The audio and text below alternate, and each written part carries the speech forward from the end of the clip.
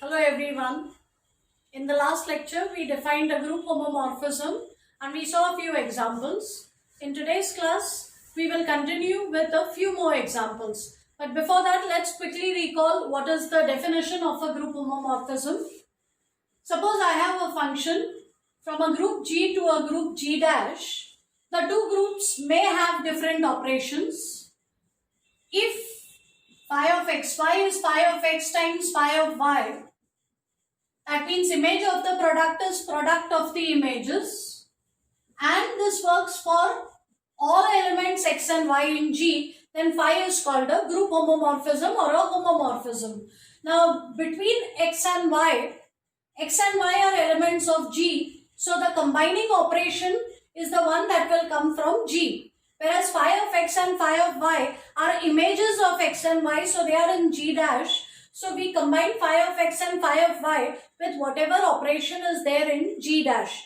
Keep this important point in mind and let's proceed with our first example in this lecture.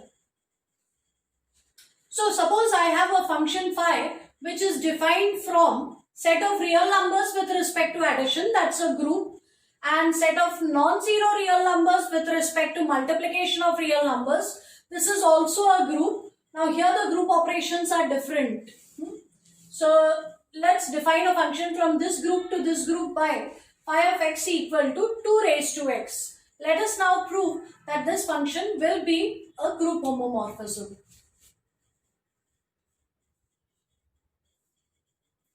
So let x and y be any two arbitrary elements of the domain.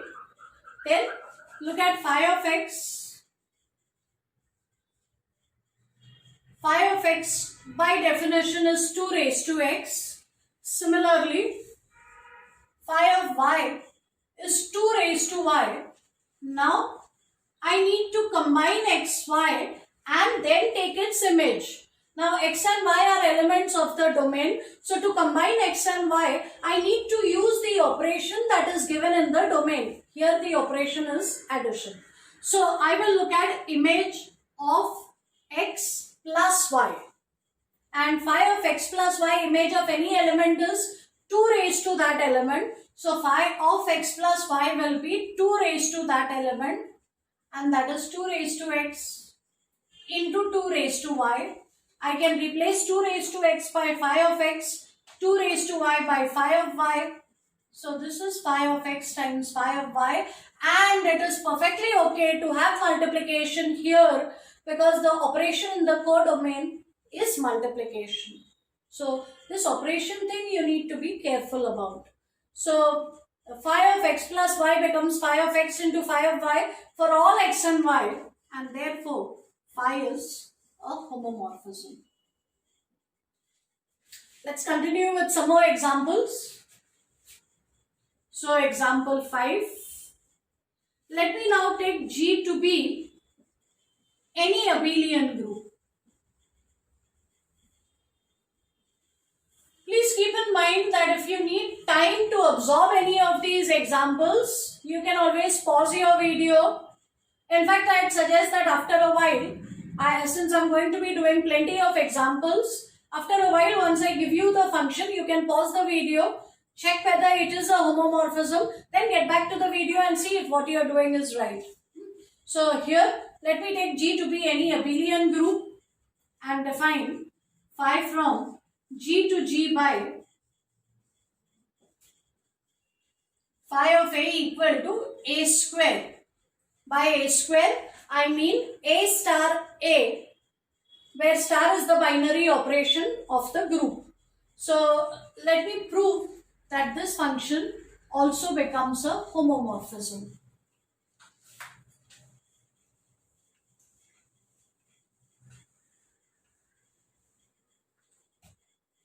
So I begin with two arbitrary elements in the domain. My domain is a group G. Then phi of x, image of any element is the square of that element. So phi of x is x square and phi of y will be y square. This is a general group. So when I take the image, I look at xy. I'm going to look at image of xy, whereby xy I actually mean x star y. Star is whatever may be the binary operation in G. So this is the meaning that we give to xy.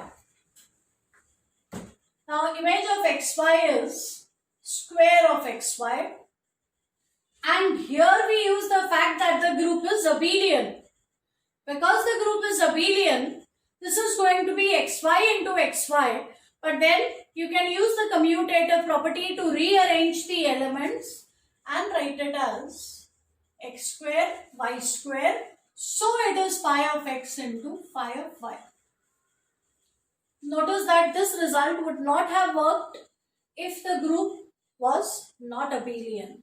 Because then you can't do this kind of a thing. In general, xy square is not equal to x square, y square in any group. It will happen only if and only if the group is abelian. We have proved this result also in an earlier lecture.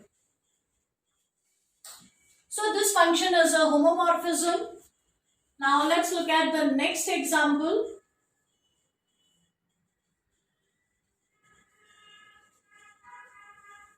Let G be any group and phi from G to G be defined by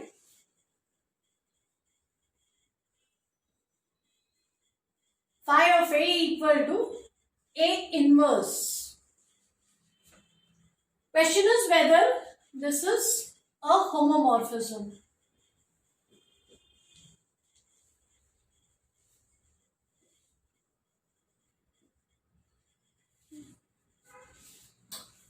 So this time I am not giving away the game.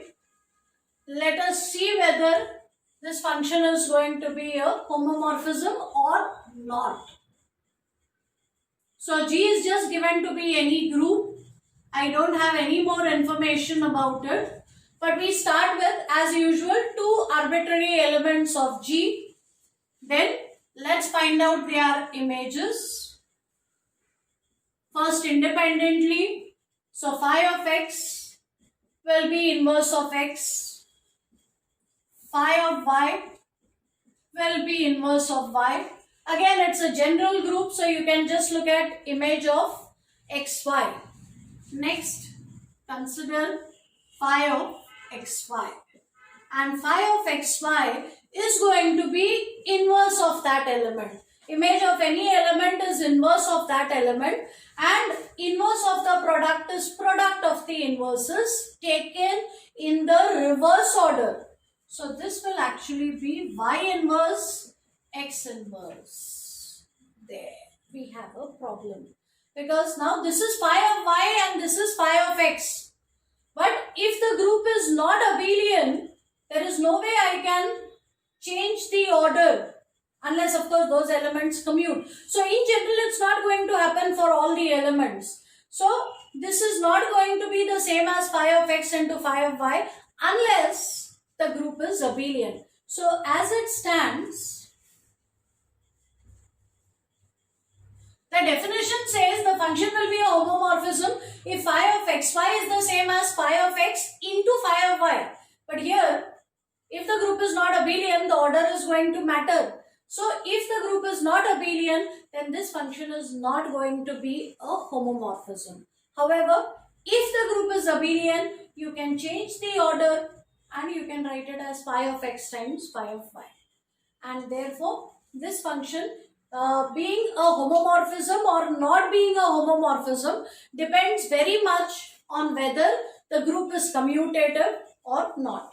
One last example in this lecture.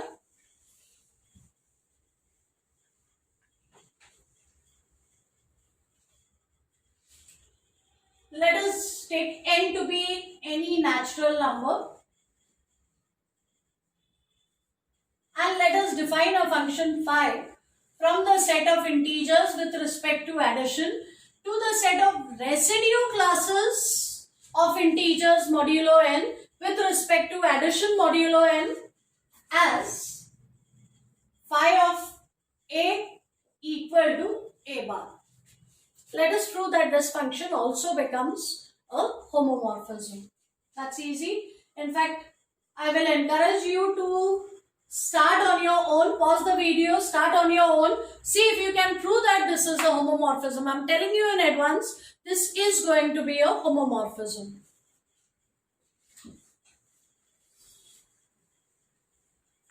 So look at phi of x. Phi of x is x bar and phi of y is y bar. Now I need to look at phi of, and in between I need to combine xy with an operation that will be there from the group that they belong to. X and y belong to the domain group. In the domain group the operation is addition. So we look at phi of x plus y. And phi of x plus y, image of any element, I'm loosely speaking, is the bar of that element. It's the residue class of that element. But this is x bar, addition modulo n, phi bar. That's how we have defined addition modulo n in the preliminaries chapter. So this is now equal to phi of x, addition modulo n phi of y, and between phi of x and phi of y, the operation that you get has to be the operation that you have in the codomain. Therefore, it is satisfied, and hence this function 2 is a homomorphism. In the next lecture, we will look at some more examples and some more examples of homomorphisms, and we will also look at some examples of functions which are not homomorphisms. That's all for now. Thank you.